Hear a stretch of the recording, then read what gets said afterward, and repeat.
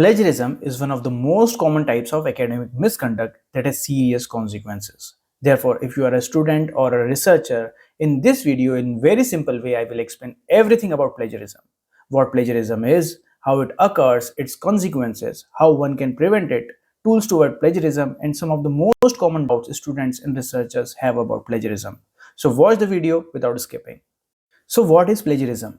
When you submit or publish any kind of academic work or present it in meetings or conferences, you often refer previously published literature, and it is your responsibility to acknowledge or cite these studies or sources referred to give original authors proper credit.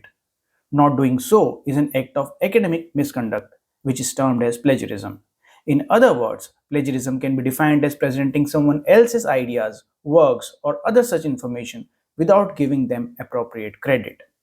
Now let's see what all are considered as plagiarism. If you are copying a text or portion of a text or majority of text from someone else's work and do not cite it, it is plagiarism.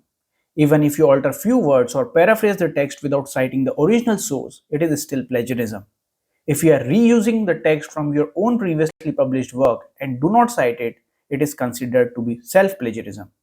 Lastly, providing incorrect source information is also considered plagiarism.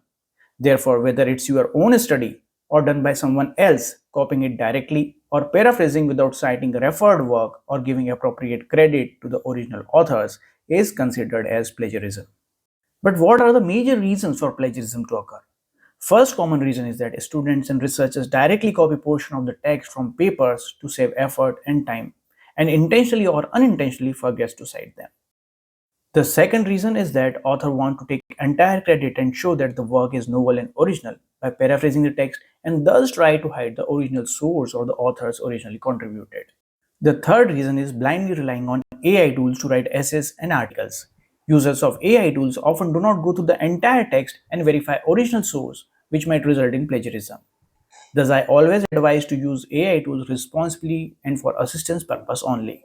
If you want to learn how to use AI tools for writing papers, reviews, and thesis ethically, do refer these videos. Let's talk about the consequences of plagiarism. Depending upon the extent of plagiarism, consequences may vary. It might result in failed assignment, paper rejection, legal consequences due to copyright infringement, and even loss of reputation and job. Therefore, it is very important to know how one can avoid or minimize plagiarism. When writing papers, thesis, or doing a presentation, especially while providing background literature, studies conducted, mentioning previous results, or discussing the findings of others, always refer, cite, or acknowledge the original resource.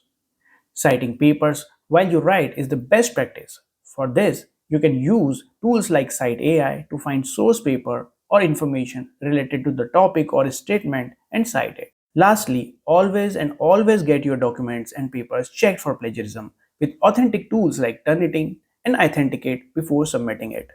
Universities and institutes often perform a similarity check or plagiarism check to identify if the submitted work is plagiarized or not. Also remember that even if you cite the original source, your text should not have high level of similarity with the existing literature. Take a special precaution if your entire section or paragraphs are found similar. Rewrite based on your understanding and cite if required. Ideally, similarity should be no more than 10 to 15%, but always check out the guidelines about it. To learn more about similarity and plagiarism and differences between them, check out this video. Reference section is excluded from such kind of plagiarism and similarity checks.